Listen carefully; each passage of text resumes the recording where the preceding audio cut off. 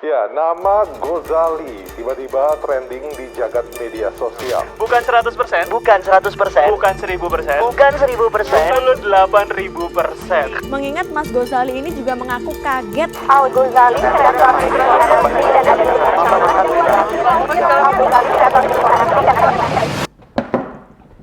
2022 baru aja dimulai, Pak, dan masyarakat Indonesia sudah disuguhkan sebuah fenomena yang luar biasa. Seorang anak muda bernama Al Ghazali melalui NFT berhasil menghasilkan miliaran rupiah dengan waktu yang sangat instan. Apa yang dijual sama Ghazali?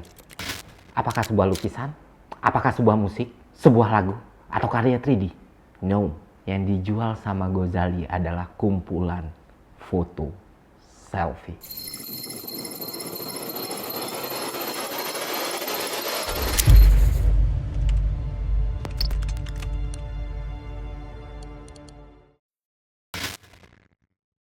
Oke, Ghazali lagi, NFT lagi. I know, kalem.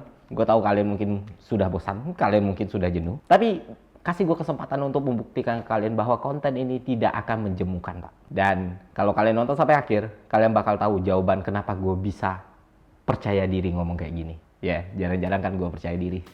Biasanya konten kayak gini kan kita mulai dengan pengertiannya terlebih dahulu. Awalnya gue juga mau melakukan itu, menjelaskan dulu pengertian NFT itu apa dan segala macam.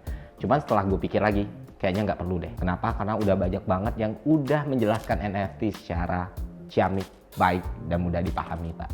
Jadi kalau gue jelasin lagi, bakal tumpang tindih karena yang bakal gue omongin juga relatif sama gitu. Jadi gue bakal jelasin non-fungible, gue bakal jelasin token lagi, gue bakal jelasin blockchain lagi. Terus gue bakal ceritain Mona Lisa lagi, ya Allah. Kasian Pak, Mona Lisanya diomongin terus. Lucu gak sih? Kalau kalian bener-bener have no clue tentang NFT, gue saranin kalian mencari sumber yang lain terlebih dahulu. Mungkin itu bisa membantu buat yang udah tahu, udah paham, at least udah ngerti soal pengertian NFT, kita malah langsung masuk aja ke menu utamanya gimana. Kenapa harga foto-foto Ghazali bisa melambung begitu tinggi? Awalnya si Ghazali ini cuma eksperimen cuy. Jadi dia konsisten bikin selfie foto selama 5 tahun dengan komposisi yang relatif sama, latar yang sama, dan bentuk muka yang sama. Untuk sebuah tujuan membuat sebuah video time lapse. Dan hasilnya ciamik cuy. Nah, selain mendapatkan video yang grande, ternyata Ghazali mendapatkan bonus tambahan yang wow. Jadi beliau iseng bikin akun di OpenSea, terus jadiin semua fotonya itu NFT, Pak. Terus dijual lah dengan harga 0,0001 ETH atau senilai Rp46.000. Setelah dia upload, tinggal tidur, bangun-bangun, foto-fotonya laku keras, Pak. Ghazali kaget, gua kaget, semua orang kaget. Kaget tapi lebih kebingung sih. Oh, lebih kebingung. Karena saya yakin tidak akan ada yang beli. Oh, tapi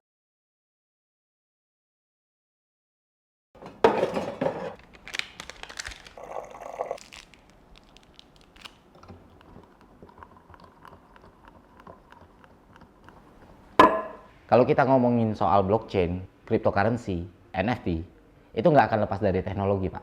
Dan sejak pandemi terjadi, kita makin sadar kalau kita sangat bergantung pada kemajuan teknologi. Contohnya, cara kita bertransaksi misalnya.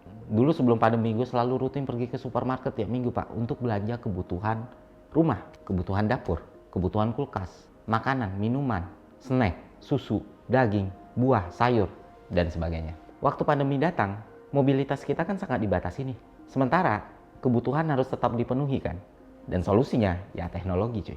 Gue mulai kenal aplikasi yang namanya Happy Fresh. Gue belanja kebutuhan gue di sana, gue pilih barangnya, gue bayar, gue tinggal duduk manis aja. Mereka yang urus, mereka yang anterin ke rumah. Gue ngerasa harganya jauh lebih murah, ada jaminan kualitas produk, dan secara waktu dan tenaga jauh lebih hemat, Pak. Makanya hampir 2 tahun gue pakai Happy Fresh, gue nggak pernah kecewa sama sekali. Dan masih gue lakukan sampai detik ini. Dan semuanya bisa dilakukan dan diatur lewat sini doang, Pak. Salah satu aplikasi yang sangat-sangat penting buat gue lah sekarang. Dan thank you Happy Fresh. Dan makasih juga udah sponsori video ini. Dan ternyata yang diubah teknologi dalam ekonomi itu bukan cuma cara kita bertransaksi. Cara manusia dalam meletakkan sebuah value pada suatu produk juga ikut bergeser karena teknologi, cuy. Oke.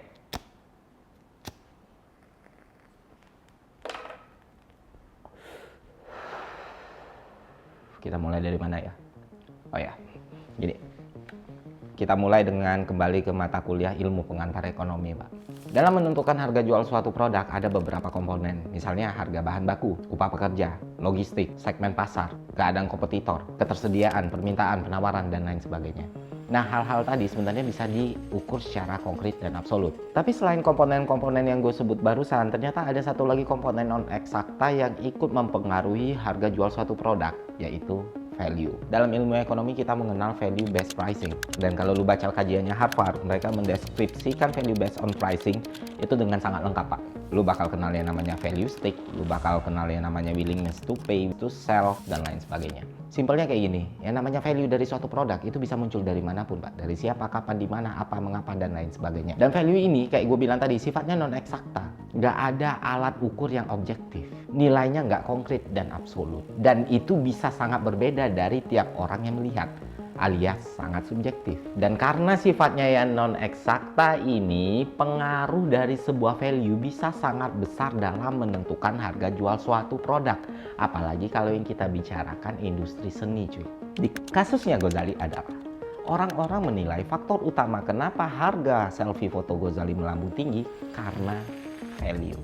Dianggap punya komposisi yang bagus, dianggap punya nilai historikal yang bagus, konsistensinya, ketekunannya, absurdnya, uniknya, dan lain sebagainya. Nah, yang jadi pertanyaannya adalah, benarkah hal tersebut menjadi faktor utama melambungnya harga foto Ghazali? Jawabannya, enggak. Setiap value itu nggak akan pernah punya nilai dan nggak akan pernah bisa mempengaruhi harga kalau itu tidak disepakati, diafirmasi, dan diakui oleh orang lain. Dan yang membuat foto Ghazali mahal adalah adanya afirmasi, kesepakatan, atau pengakuan atas value tersebut.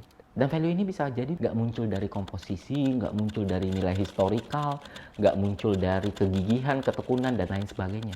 Bisa jadi munculnya dari hal-hal yang benar-benar nggak pernah kita sangka gitu.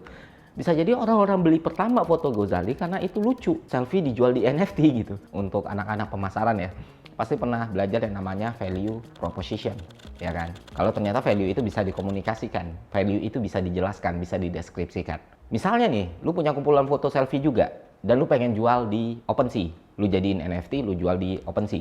Dan value tersebut lu proposisi, lu bilang nilainya, keunggulannya, keutamaannya, kenapa ini jadi barang berharga, dan lain sebagainya. Nah, seberbunga-bunga apapun lu menyusun diksinya, setinggi apapun bahasa yang lu gunakan, tapi kalau orang lain tidak melihat hal tersebut, maka value itu tidak bergerak dari nilai 0. Dan begitu juga sebaliknya, kayak contoh foto Ghazali.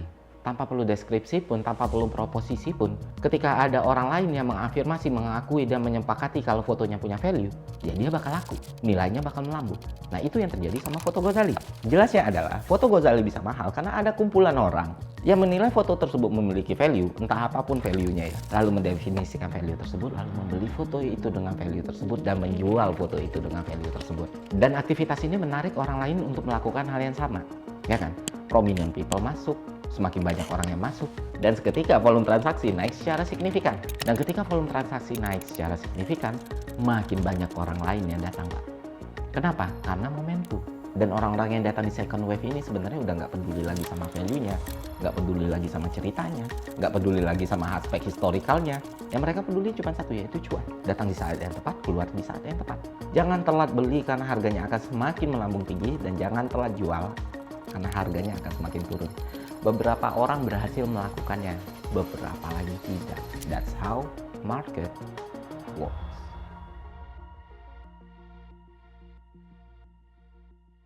Dan gue sadar setelah dampak hype-nya Ghazali itu, kita dipertontonkan banyak sekali kebodohan yang sangat luar biasa ya.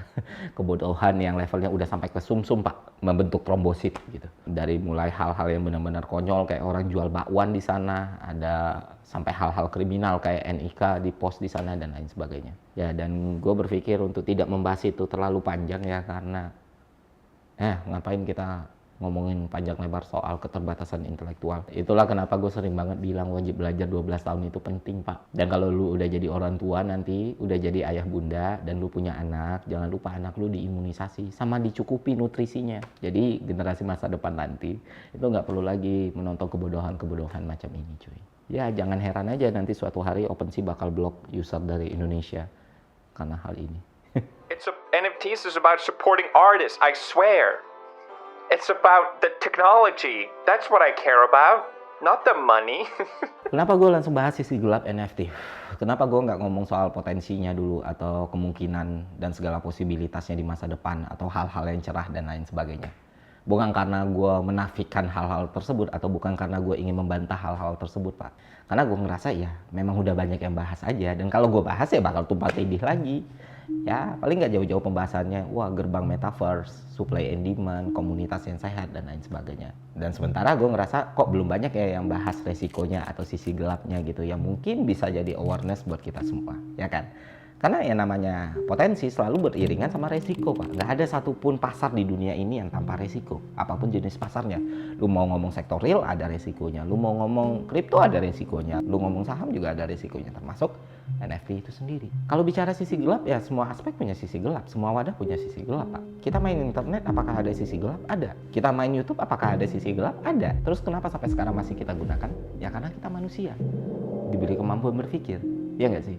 Supaya lebih berhati-hati dan lebih memitigasi segala masalah ataupun resiko yang mungkin akan muncul di kemudian hari. Oke, misalnya di NFT sendiri, semua resiko dan sisi gelap itu kan udah terlihat dan udah bisa kita cari tahu dan bisa jadi pelajaran kan. Misalnya kayak kasus penipuan, kasus pencurian data, kasus pencurian karya, kasus originalitas, masalah isu lingkungannya, sampai pembicaraan soal kemungkinan NFT dijadikan tempat untuk monkey business dan money laundering.